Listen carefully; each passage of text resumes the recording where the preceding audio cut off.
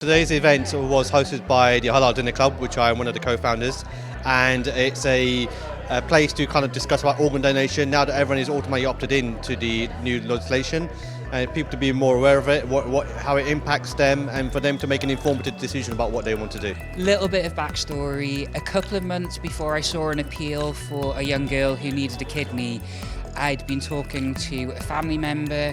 One of their friends was just going through the start of end-stage kidney failure, and we had a conversation, and I said it's not a death sentence, there's treatment options, and there's transplant as well, that could be an option. And then I was like, okay, well, if somebody I knew needed a kidney and I was a match for them, I'd give it. And then a couple of months later, this opportunity comes up.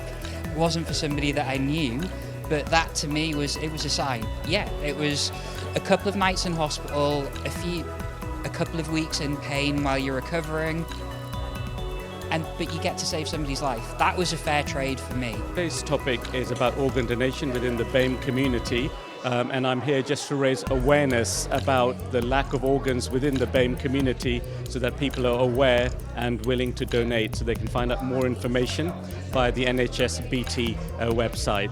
Stem cells are used in the treatment of certain conditions such as leukemias, other blood cancers. In fact, there's a huge lack of enough stem cell donors and bone marrow donors who are Muslim and especially South Asian in the world, especially in the United Kingdom. There are organisations that you can join just so that you can be on the registry, and they take a sample of cells from the inside of your cheek just using a cotton swab, and they can contact you if they find someone else who has leukemia or some other blood condition to see if you might be a match. And I would actually urge anybody who is Muslim to look into this. You can look at Anthony Lolan or I think it's the DKMS Society, in order to donate bone marrow or stem cells. And this is a very good start if anyone's worried about the journey of, organ donation. The other option is to donate blood as well. These are good starting points if you're not sure about what to do next in terms of if you do want to donate in the future. When I received my first kidney transplant, it was an amazing experience. I mean, for me, it was like a new lease of life for me.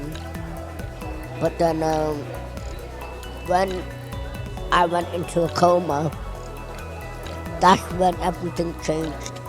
I had to go on dialysis this year. I started dialysis last year to 2021, and I am currently now on the transplant list. So I'm hoping that I get a new transplant this year, inshallah. It was quite an emotional experience because once you're in that ball, you can't come out, and we just prayed a lot. And mashallah, they do a lot of testing on the day to make sure he's well enough to have the transplant. And then it was 6 hours in surgery. So yeah, I had all my family around me.